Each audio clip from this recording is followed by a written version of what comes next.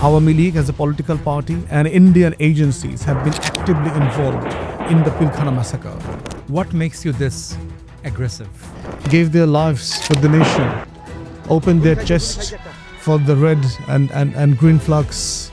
So once you are in charge of the past, you can genuinely plan for the future. If you're not in charge of the past, you are simply doomed to be part of somebody else's narrative. And one of the viewers said, "Why are you so angry on Bangladesh Army?" That every single citizen between the age of 16 to 25 or 30 have to have 2 years military training. I've been saying it for the last 4 or 5 years. Welcome to another episode of Election Conversations.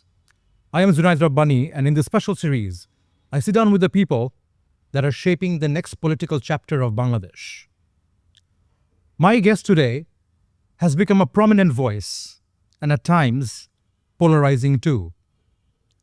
Post 5th August, he's one of the most watched political persons on social media and news channel. My guest today is Barrister Asaduzzaman Fuad, General Secretary of Amar Bangladesh, or AB Party. Barrister Fuad, great to have you here. Thank you, Bhai. You're known for aggravating the establishment, challenging the long-standing narratives, and criticizing the regional power. Most people would think twice before taking such a stand so strongly and so publicly. What makes you this bold? And if I bring the reference of Amitabh Bachchan, during the 1970s, he used to do a lot of movies reflecting an angry young man. So taking that reference into account, what makes you this aggressive? Well, I think when you talk about reforms, reform means you have to talk something against the status quo, something that needs to be undo, which has been going on for many decades and years. And that also creates an aspiration for change, and at the same time, anger and frustration too, especially for us going through a certain years into politics in Bangladesh during the student life, and then in England, seeing things, how it works, when it comes to governance, when it comes to statecraft, that creates a lot of frustration and aspiration too. So I would say that it's a deep-rooted aspiration for change and bringing the nation into some sense that something is profoundly wrong in this country. Something is profoundly not at all in place that needs to be addressed.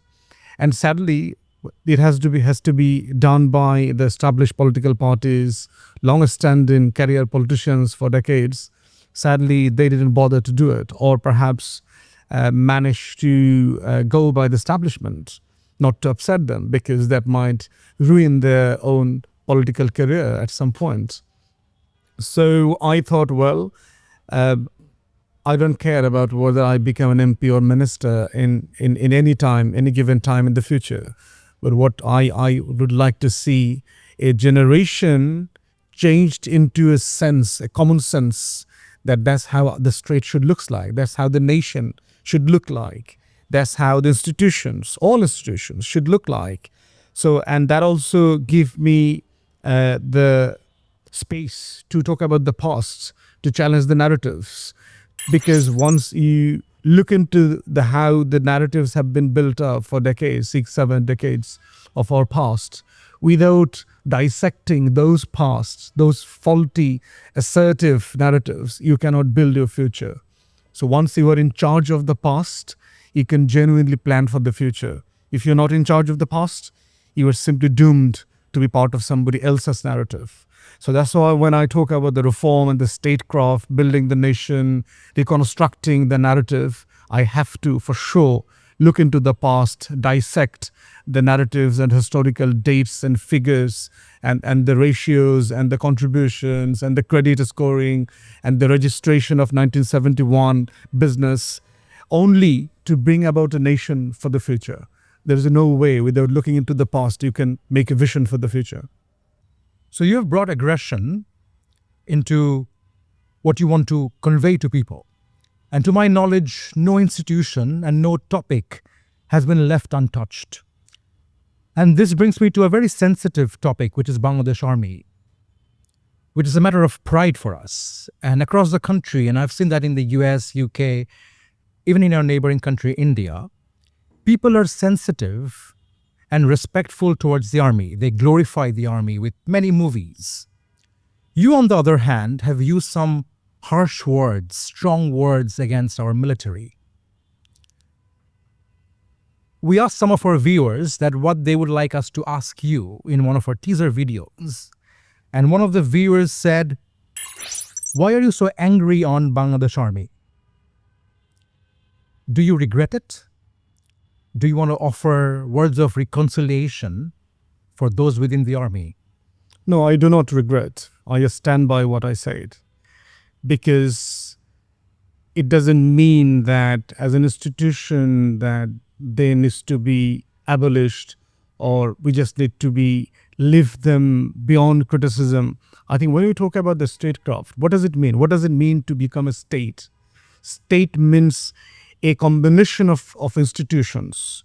Our civil bureaucracy, our military bureaucracy, our law enforcement agencies, our intelligence agencies, our local administration, our public service bodies. These are the wholesale combination of a state. Now, once I say that I need to reform the state, I need a new political settlement, I need to reorganize the state in line with public service, pro-people institutions. What does it mean? I want them to work for the people. I do not want them to shoot at their chest only because they dissent to the fascist regime. Now look at the day before yesterday, last day of November. The Pilkhana Massacre Commission report has been submitted. And see what happened in 2009, February.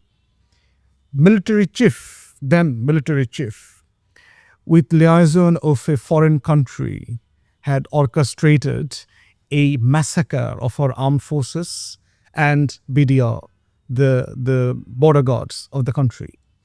57, our brave and heavily praised, brilliant military officers have been killed, brutally killed. And of course, there are some BDR soldiers as well.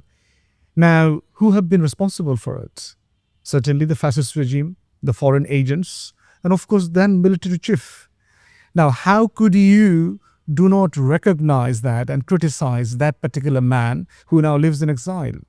A disgraced general who cannot even dare to come and live in the country then he declared to have been served for many years. Look at the last military few chiefs, not the current chief, the chiefs back. Al Jazeera documentary on all the prime minister's man, a military chief, a proper criminal in charge of our military forces.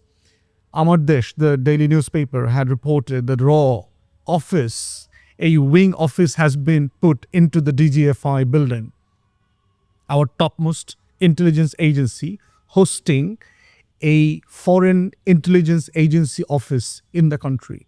Even the commission report, the BDR Massacre Commission report, had clearly said Awami League as a political party and Indian agencies have been actively involved in the Pilkhana massacre. Now, how could you not raise it as a patriot? How could you not raise it that when our RAF leadership, all the major leadership, all came from the armed forces, have been involved in the extrajudicial killing of thousands, tens of thousands of political activists, businessmen? How could you not raise it the extrajudicial disappearance, enforced disappearances, simply not that the dead body was found for many years after? So if I raise those issues, I have to point fingers to somebody who are responsible for it. It doesn't mean everybody in the institutions are to be blamed, but there are serious criminal officers in those forces who need to be brought to justice. And I praise both the armed forces leadership now and the ICT and the government that some of the criminal gangsters, masters, have been brought to trial now, those 25 military officers. And sadly, you can see there are many generals fled the country. If they're real patriots, if they had really served the nation, Why they have to flee the country? All those 5 chiefs of the DZFI had to flee the country. Why? All the big generals. So my point is that these institutions, the leadership particularly, have been instrumental for the fascist regime to be in power, to be instrumental to hold a bad election in 2018, the midnight election we call it. Who instrumented that? Who ballot stuffed all those centers overnight? Police and the military officers. Those officers, all from the law enforcement agencies, have been paid 35 lakhs to 50 lakhs taka cash. And they've been given homes, flats, plots, cars, holiday. So can you imagine the members of our armed forces have sold out their soul, selling our people and nation to a foreign country, to a fascist regime? So how could I not, as a patriot, talk about it and talk against those things? It doesn't mean that I'm saying everybody within the forces are to be blamed. No, there are few criminals, retired, and at the top. They must need to be brought to justice and accountability. It is obvious and inevitable for a nation to progress. Second thing about the armed forces that I criticize about doing business. No professional army. We talked about the bravery, the heroism, the praise, the nation standing by the army in England, in Americas or India. Does any of those armies do business? Do they sell eggs?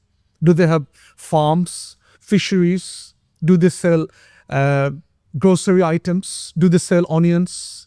Do they do transport business? Do they do banks? Do they have any banks? Do they do selling flats business, estate agencies kind of things? Do they do that? A professional standing army do business in anywhere in the world? I talked about it.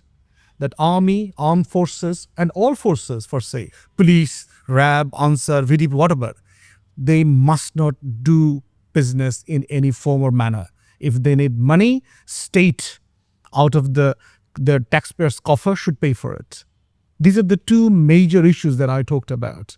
We have been calling for those things for last many years, 4, 5, 6 years, during even the fascist regime, that the BDR Zawan, you can imagine, more than 10,000 BDR of members have been arrested for fake cases. All those fake generals have been talking about there's no ifs, no buts. It is the BDR who massacred it. The commission is saying no. We have been saying it for many years. It's not the BDR Zawans. There are a third party involved in it. And those are the Army League leaders and their foreign agents' friends. So I have to, as a patriot, need to talk about it. At some point, somebody need to raise voice. Otherwise, how as a nation we progress? Without addressing those institutions to do things as a patriot institutions. So that's why I said, I never regret what I said. I stand by it. I shall stand by it, come what may, because we stood by what we believed during the fascist regime. So there is no point now to back a stand. So I feel that the viewers, the countrymen will understand why I see things and what I like to see the forces to go. I would like to see them standing professionally. I would like to see serve the people, not to stand against them, not to shoot your own people. I would like to see our BDR, our BGB genuinely safeguarding our borders and our people and our resources, safeguard from the enemies. So there is no backstand. So these are the ways and issues that we must talk about it. And I have a huge followership within the armed forces and within the retired officers things. And it's not a things that most of the army man or the armed forces man genuinely disagree. What they are not prepared because they never heard any criticism from the public spares. That's why some people within the forces were shocked, because that needs to be addressed too. You have to be prepared because you have been paid by the taxpayers. Once any institutions getting paid by the taxpayers must be held accountable publicly as well. Nowhere in the world, you can imagine the brutality and the massacres committed by the American forces in Bagram, Iraq, and in Afghanistan, and they were held accountable publicly. You remember those people who tortured Those members of the armed forces were held accountable publicly. Congressional hearing was held at the Senate building. So these are not very unique things that it has not done in anywhere else. Australia recently arrested their highly decorated soldiers because of the massacres they have committed in Afghanistan. So yes, we have to stand by the army. I am one of those proponents that every single citizen between the age of 16 to 25 or 30 have to have 2 years military training. I've been saying it for the last 4 or 5 years. We don't need such a standing big forces. What do we need? 20 million reserve. Every 18 to 25 man and woman, boys and girls, have to be militarily trained for 2 years. That only gives you the confidence as a nation that you can safeguard your interests when time comes, and make sure that we are surrounded by our big enemy. There is no friend over the border. Absolutely, there is no friends. Border means enemies everywhere. That's a basic political science. So what you're suggesting is that no institution, be it army or bureaucracy, should be above and beyond criticism. They should be held accountable, and they should be professional and pro-people. But I guess it's also the time to introspect and look into the political parties, which we criticize heavily because you're mostly on newspaper, on social media. Do you think the political parties in the last 16 months could have done a better job? Certainly. They haven't changed a minimum, perhaps, despite a very overwhelming uprising, one of the perhaps most prominent in the world, the one led by the Genji, the first in the world, and the late Badruddin Omar, the prominent Marxist scholar, had really brought this up to his write-ups that it's unprecedented in our Indian subcontinent history, in the last century, in fact, that such an event happened with such an inclusion and participation across the nation. So given that level of monsoon uprising, we haven't seen the change within the political parties. They're still living in the same bubble of the old political settlement, and they're not prepared for change. That's the biggest worry for the younger generations. And every time we meet the younger generation, the Gen Z generation, the uprising generation, they are quite frustrated about seeing how the old gods, old school politicians behave, how they talk, the issues they talk about, the things they respond to, the reaction they show, kind of things. They're really frustrated. So certainly political parties should have done better, but we never expected, knowing them so closely within, because of my party position, I randomly mix up with the different political leaders in different occasions. So I never expected that much to be changed from those old school politicians. Issues about the younger generation must remember that there is a generational gap between the old school and the new generation expectations. So if they would like to see real change, they have to be part of the change. Just simply sit down on the sofa and expect the old school shall become young, the 75 years old become 25 and then become a voice of you. No, it's not going to happen. The change is you, and you have to be part of the change. So there's a clear distinction between the old school political party and the pro-July political parties. And this is where I would like to share one of the questions shared by one of our viewers. He said, do you think a minimum level of understanding and consensus should exist among pro-July political parties for the next 5 to 10 years in issues like national security and sovereignty? And how would that look like? Yes, and I talked about it a lot when in any given platform, the new political settlement. What does it mean? We talk about a lot. We need a new political settlement. It means that there have to have some like core issue that a nation of all spectrum, all political parties, from right to left, centrist to the religious, to the communist, everybody have to have a common consensus. See, for the question of our independence and sovereignty, the question of our national interest, question of our self-dignity, national dignity, question of our foreign policy and defense policy. There have to have no differences of opinion. It has to be one and only opinions of the country, of the nation. Whosoever comes to power, which political party is voted into parliament, there has to have one single political settlement. And this is what we call it, the new political settlement, the question of July. Because what happened in July, what is the consensus of the total uprising? Is about hegemony, Indian hegemony. It's a question about the fascist regime in place, that we need a pro-Bangladesh, pro-people government who only serves Bangladesh and Bangladeshi people. We do not would like to see any political party, any regime, any entity that has an iota of interest to serve a foreign country or a foreign agency. So that's the whole point of the new political settlement.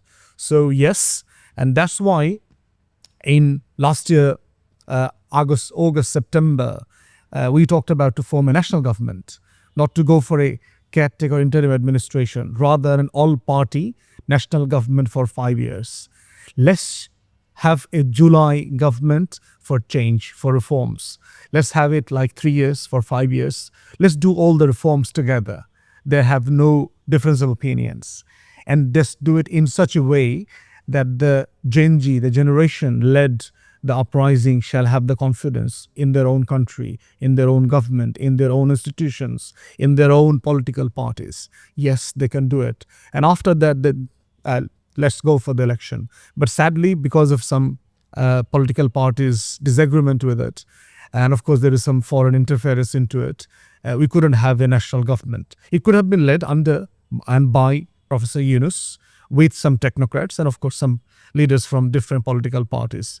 It could have been a wonderful idea to have that July sentiment, July charter in fact, to be implemented by the July forces together.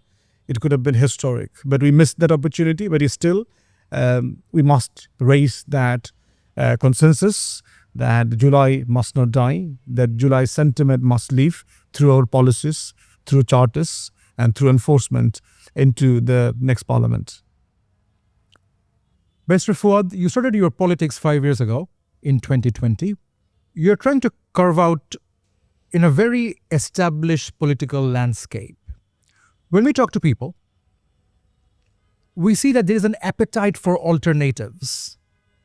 But then in rural Bangladesh, politics is deeply rooted.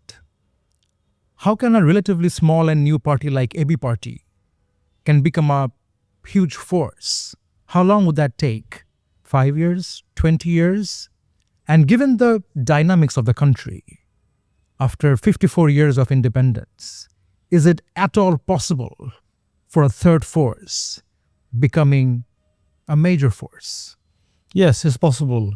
Just look at the anti-fascist movement that we gone through over the last 5-6 years. When we talked against Hasina and the Hasina regime, people looks at us and call he must be sane or mad to some extent. How could he not foresee that he could be a victim of enforced disappearance in next month or the next day? So yes, not everybody can see the dream, but everybody can be made part of the dream. It's possible. Every major change in the world was seen as a stupid idea at the first stage. But increasingly and gradually over the time, it was made a reality and people became part of that reality. So I am hopeful we made it a success, that anti-fascist movement became a success. Nobody in the world, or even in Bangladesh, even in rural part of the country, ever thought that this younger generation, we called it apolitical, we call them brought up into the chicken farms, not interested into anything but they're themselves, very highly self-interest, self-motivated of their own life, kind of.